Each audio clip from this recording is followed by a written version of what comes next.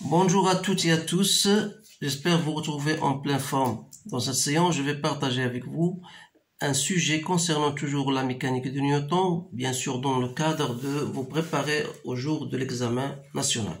Donc voilà, le sujet est devant vous, vous pouvez bien sûr le lire d'une façon plus convenable pour pouvoir répondre aux questions posées. Donc on assimile la voiture à un solide de masse S, M égale à 1300 kg de centre G. Lors d'un test de freinage, la voiture se déplace sur une route horizontale. Il freine lorsque sa vitesse atteint la valeur V0 égale à 100 km par heure, puis s'arrête après avoir parcouru la distance dA. Voilà la figure. Donc on suppose que la voiture subit au cours de cette phase une force F horizontale. Donc vous avez une force F horizontale constante ayant le sens contraire du mouvement, c'est-à-dire il aura voilà ce sens-là. F représente la résultante des forces de freinage et de frottement. Donc il faut faire bien attention parce que la force c'est la résultante des forces de freinage plus force de frottement. Donc la trajectoire est rectiligne. Pour étudier le mouvement, bien sûr, on choisit comme repère OI lié à la Terre supposée galiléenne l'instant de début de freinage pour lequel xg égale x0, c'est-à-dire que le début de freinage, ça commence à partir du point O pour lequel xg égale à x0 égale à 0. Donc il est choisi comme date d'origine.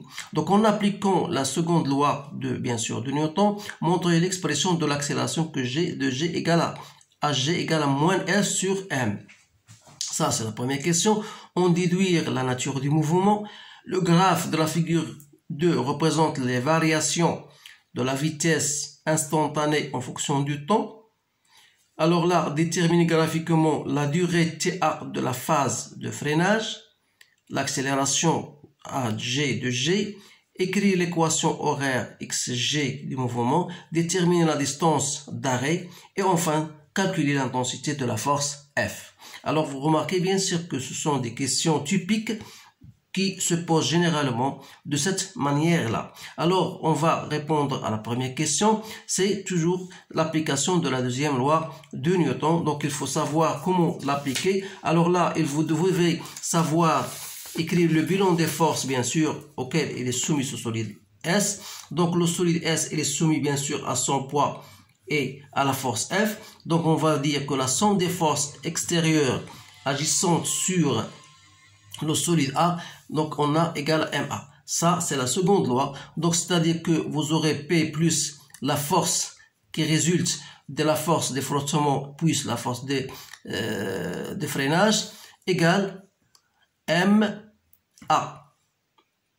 Donc, vous avez la force, c'est la résultante des forces de freinage plus la force de frottement. C'est bien ça. Donc, si je projette cette relation vectorielle sur l'axe OI, j'aurai bien sûr P n'aura plus de composante, même si je mets un R ici, donc on n'aura plus de composante. Qu'est-ce qu'il va rester? Il va rester seulement la force F, puisqu'il est de sens opposé, donc c'est moins F, égale à MA. D'où l'accélération, c'est quoi? C'est moins F sur M. Alors F est une force constante d'après le texte, M est une constante, donc ça c'est une constante. Ça veut dire que le mouvement en question est uniformément varié. Voilà la première question. On déduire la nature du mouvement, bien sûr. Donc voilà la première question. Deuxième question, on vous dit voilà le graphe, on vous donne un graphique et on vous dit voilà déterminer graphiquement la durée TA de freinage, c'est-à-dire l'instant ou bien la durée nécessaire pour que la voiture se stoppe ou bien s'arrête. Donc vous remarquez bien sûr que la vitesse en fonction de temps, c'est une fonction affine qui débute à instant t égale à 0, on aura une vitesse Vp égale à une certaine valeur, mais au fur et à mesure que le temps se déroule, alors là il arrive à un certain moment t, la vitesse de G égale à 0. Donc ce temps-là, c'est ce qu'on appelle le temps d'arrêt que vous pouvez même en déduire à partir de la courbe. Donc 1, 2, 3, 4, 5, 6, 7. Donc ça veut dire que TA égale à 7 secondes. Donc, voilà la réponse à la première question. Deuxième question, l'accélération. Vous savez donc que la vitesse en g est une fonction affine. Donc, je peux l'écrire comme étant a de t plus b. Avec b, c'est la vitesse de g à l'instant t égale à 0. C'est-à-dire 5, 1, 2, 3, 4, 5. 5 fois 5, ça fait 25 mètres par seconde. Donc, ça, c'est la constante b. Par contre, la constante a n'est autre que l'accélération de g. Donc, c'est le coefficient directeur de la fonction v de g en fonction de temps que vous pouvez déterminer à partir ou bien en choisissant deux points. Donc, soit que vous choisissez par exemple ce point-là qui est égal à 25. Donc, voilà 25 moins ce point-là qui correspond à la vitesse égale à 0. Donc, 25, ça correspond pour le temps, c'est 0. Et 0, la vitesse 0, ça correspond au t égale à 7 secondes. Donc, on vous aurait 25 sur moins 7. Donc, c'est moins 3,5 mètres par seconde au carré. Voilà l'accélération. Question 2.1.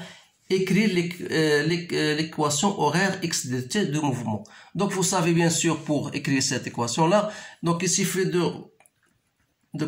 faire, voilà, x de t, c'est quoi? En général, c'est 1/2 à gt au carré plus la vitesse g0 de t plus xg0.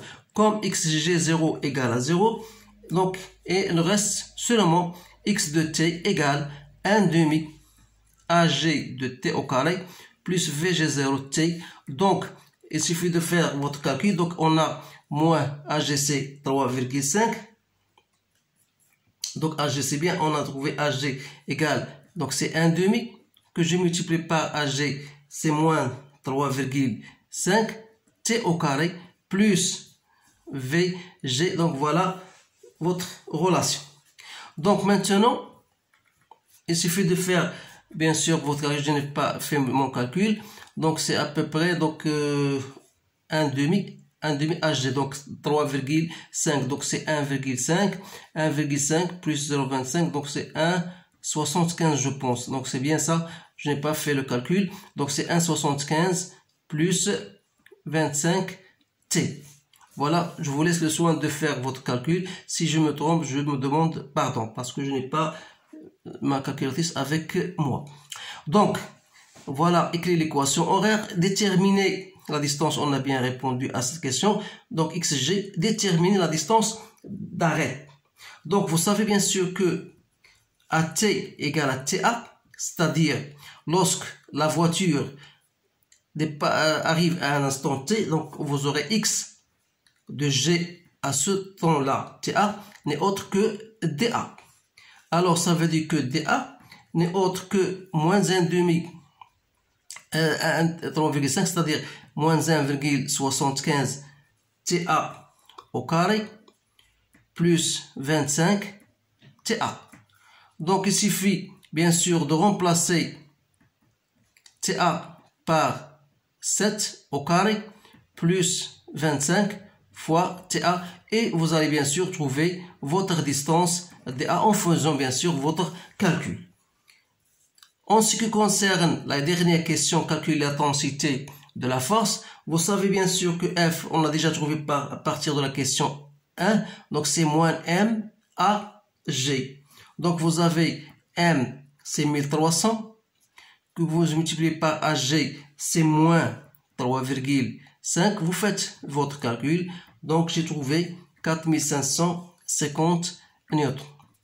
Alors, voilà la réponse à ce sujet. Donc, vous remarquez bien qu'il comporte certaines questions qui sont directes, mais il y a d'autres questions à qui il faut bien sûr savoir utiliser la seconde loi de Newton.